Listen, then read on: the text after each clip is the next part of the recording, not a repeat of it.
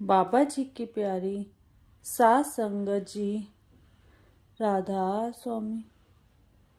बाबा जी बार बार कहते हैं जो हमें अंदर दिखता है उसको हजम करो, लेकिन एक सेवादार जो सबको बता देता था और अपने आप को बड़ा तीर मारखा समझता था, बाबा जी ने उसके साथ क्या किया सुनिए इस साखी में। बाबा जी महाराज के वक्त का जिक्र है कि डेरे में हुक्म सिंह नाम का एक सत्संगी रहता था। वह एक मिनट भी बेकार नहीं बैठता था। रात को भजन करता और दिन में सेवा करता। सतगुरु से प्यार के कारण वह डेरे रहने लग गया। जब मेहनत की उसका अंदर का पर्दा खुल गया, लेकिन जिस तरह गरीब की झोपड़ी में हाथी नहीं समाता, उसी तरह वह कमाई हजम न कर सका। बाबा जी महाराज ने कहा, हुकुम सिंह हजम कर। तो कहने लगा कि इस समय अगर चारों वेदों का ज्ञाता भी सामने आ जाए तो मेरे साथ बात नहीं कर सकता। बाबा जी महाराज ने दया मेहर का हाथ खींच लिया और उसे शब्द सुनाई देना बंद हो गया। उसने बहुत कोशिश की मगर फिर भी पर्दा ना खुला। आखिर कहने लगा, मैं आपके खिलाफ चाचा जी स्वामी जी महाराज के छोटे भाई से प्रताप सिंह जी को चिट्ठी लिखूंगा।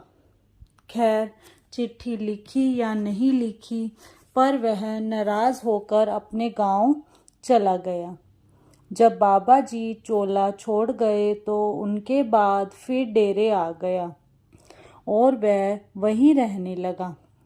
डेरे में बीबी रूको से उसकी नहीं बनती थी, उसके साथ झगड़ता रहता था। एक बार बीबी को काले की गांव एक साधु भेजने की जरूरत पड़ी। अभी वह तलाश में ही थी कि बड़े महाराज जी ने कहा, हुकुम सिंह को काले की भेज दो। बीबी रूको ने बात स्वीकार कर ली और उसको काले की भेज दिया। वहाँ अगर उसके पास कोई सेवा नहीं होती थी तो वह रस्सियाँ बटने लग जाता। उसके पास हर रोज 3 ही काम थे।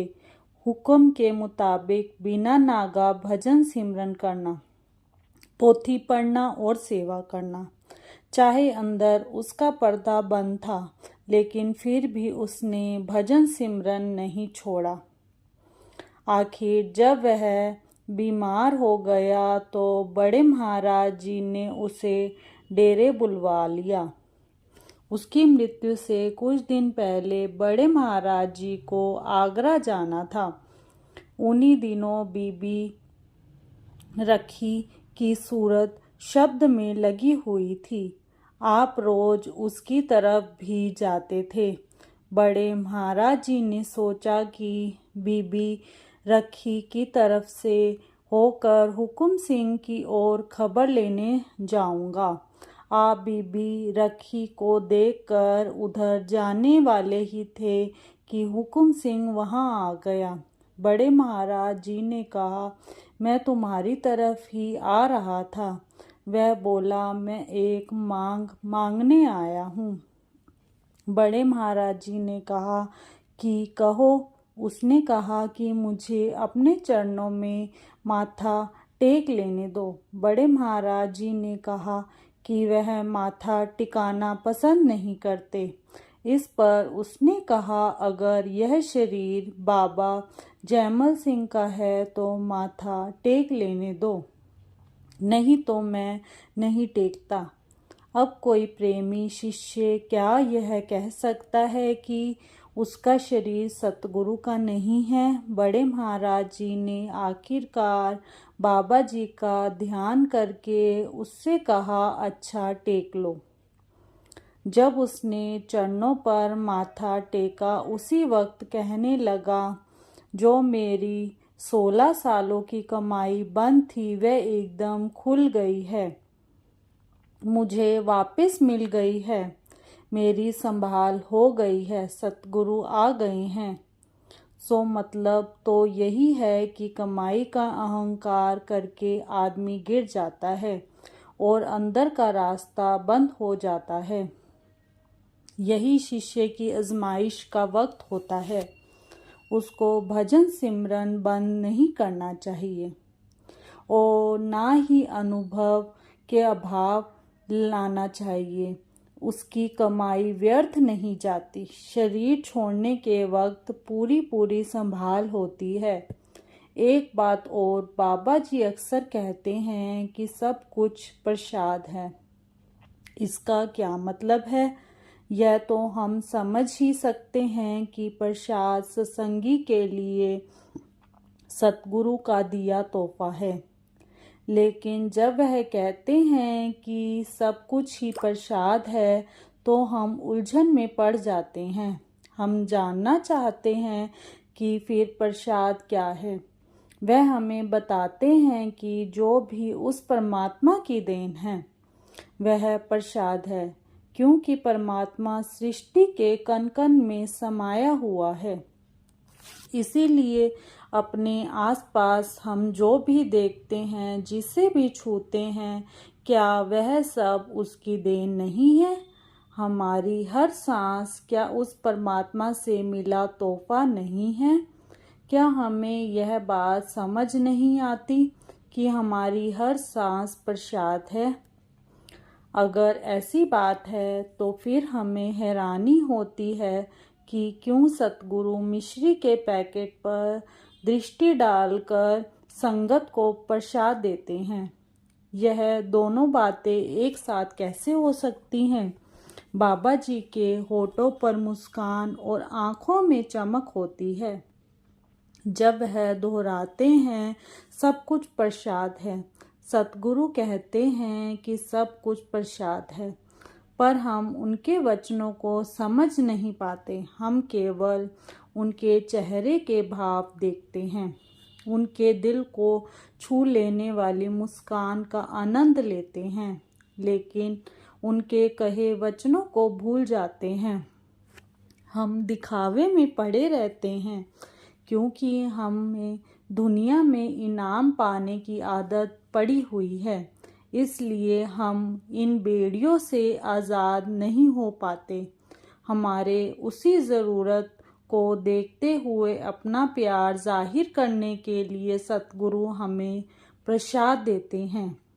वह हमें हमेशा प्रेरणा और प्रोत्साहन देने के लिए प्रसाद देते हैं। सतगुरु अपने रहस्य में ढंग से हमें सोचने पर मजबूर कर देते हैं और हमें सचेत करने के लिए हमारे अंदर ऐसा बीज बो देते हैं ताकि हमें समझ आए। ब्यास लंगर के लिए सब्जियां वगैरह सब शहर से आती हैं, लेकिन वर्षा अधिक होने की वजह से चारों तरफ पानी ही पानी हो गया था। जो भाई लंगर के लिए सब्जियां देकर जाता था उसने सब्जियां लाने से मना कर दिया। उन्होंने लंगर भंडार में जत्थेदारों को फ़ोन कर कर कहा कि वह लंगर के लिए सब्जियां वगैरह देने नहीं आ सकता क्योंकि चारों तरफ पानी ही पानी है। उसका टेम्पू रास्ते में बंद हो जाएगा।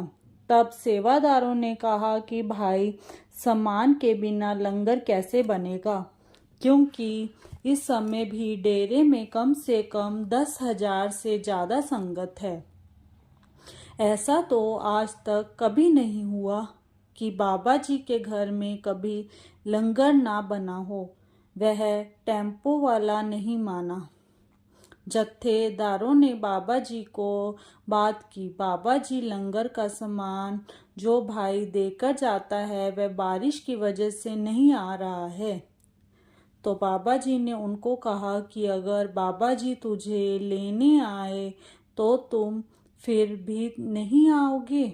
उसको कहा कि बाबा जी ने कहा है कि वह तुम्हारे साथ रहेंगे, तो क्या तुम फिर भी टेम्पू लेकर नहीं आओगे? वह भी सत्संगी था। गुरु का नाम सुनकर वह फिर कैसे मना कर सकता था।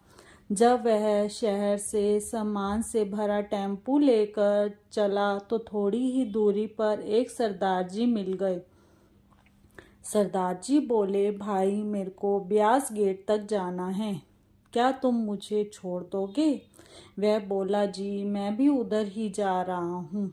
सरदार जी के टेम्पू में बैठते ही जो सड़कें पानी से भरी हुई थी वह चारों तरफ हल्का पानी रह गया।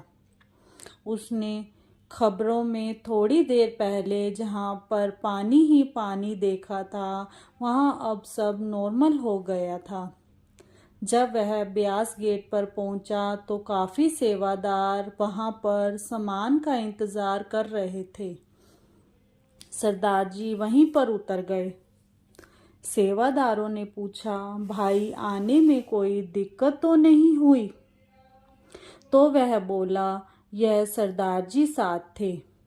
जब उसने देखा वहां तो कोई सरदार जी थे ही नहीं, वह हैरान हो गया। सेवादारों ने पूछा, भाई क्या हुआ? वह बोला, कुछ नहीं। वह समझ गया कि वह सरदार जी ही बाबा जी थे जो मेरे साथ आए हैं। यहाँ पर पानी था, वह सब सूख कैसे गया? यह सब मालिक की ही दया से हुआ है।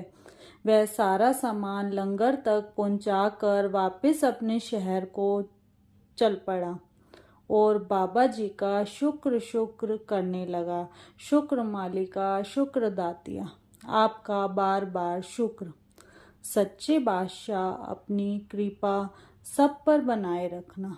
जब दिलो दिमाग में सिर्फ सतगुरु रह जाते हैं और दुनिया के शकल पदार्थ निकल जाते हैं तो अंतरात्मा में भी शोर बंद हो जाता है।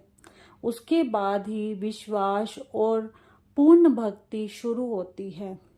परमात्मा को पाना इतना आसान नहीं है। मन और विचार से दुनिया की ऐशो शौहरत धन संपदा निकाल कर सतगुरु की शरण लेकर भजन सिमरन करना जरूरी है। राधा स्वामी।